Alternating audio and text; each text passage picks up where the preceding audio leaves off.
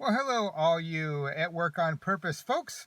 Today, in our financial vlog, we're going to talk about the 6 easy steps to how to buy a brand new car. A used car is a whole different video. Maybe we'll do that later in the year. But this is to how to buy 6 easy steps to buy a brand new car.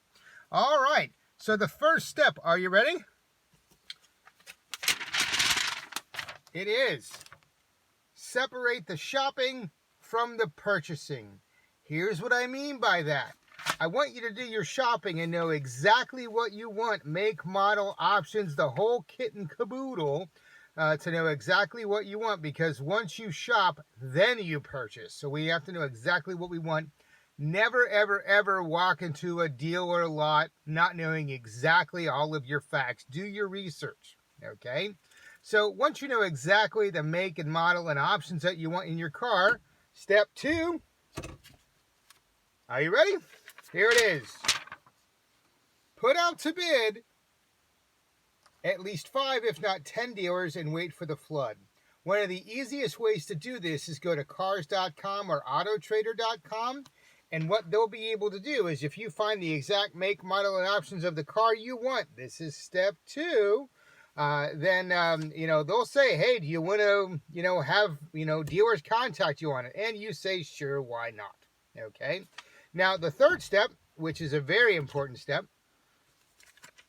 is I want you to pre-arrange your financing. Here's what this means. Go to your local bank or credit union, again, step 3, and make sure that once you know the make, model, and options of your car, what they'll loan you for on that car. And also what your interest rate is. Traditionally, credit unions have better rates than banks do. However, and when you go to the dealer, they make money on the back end of the financing of cars as well. And so sometimes the dealer rate, after you've negotiated the price on the financing, will be to your benefit. All right. Step number 4. This is the fun part. Go test drive the car you want at 3 of the dealers who quoted you the lowest price. Now, here's the reason why. You want to make sure this is the exact car that you want. Sometimes after a test drive, it might not be. Now, the other thing is that so far, this process typically takes a client about a month to do properly. So it's going to take some time. So I don't want you to go buy a car when your other car is on its last legs. Another thing, when you're negotiating, which we're going to get to here in step number 5, you never want to let them know if there's a trade-in, because number 5 is negotiate on the phone after your test drives. And yes, you can even negotiate warranties too. Here's what I mean by this. If you've got 10 bids from 10 different dealers, maybe 100 to a 200-mile radius, you're going to be able to show that to maybe the local dealer that has the car that you want. And frankly, in most cases, you can save anywhere from 5, if not up to 15% off MSRP in proper negotiations, with car dealers. And the other thing, too, is you're already going to be able to have done your research ahead of time, since you already know the make, model, and all the options you want for your car. You obviously know what MSRP is, the manufacturer's suggested retail price. That's a no-brainer. What some people don't realize is you can find out the invoice price through Consumer Reports or other websites that show you exactly what the dealer paid. The one part that you might not be aware of is they have what they call holdback at dealers that you can negotiate as well. What holdback means is let's say this particular dealer, and let's say it's a Honda, says, hey, if you sell 30 cars at the end of the month, we'll give you $200 extra per car. Well, if you only sell 29, you don't get the holdback. Typically, we negotiate near the end of the month when we know that maybe they have gotten to their holdback goal, and if they sell one more car, it's all the better for them, okay?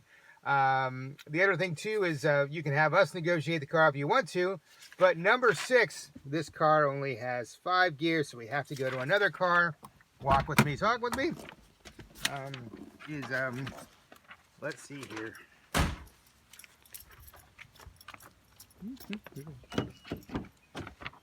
All right. This car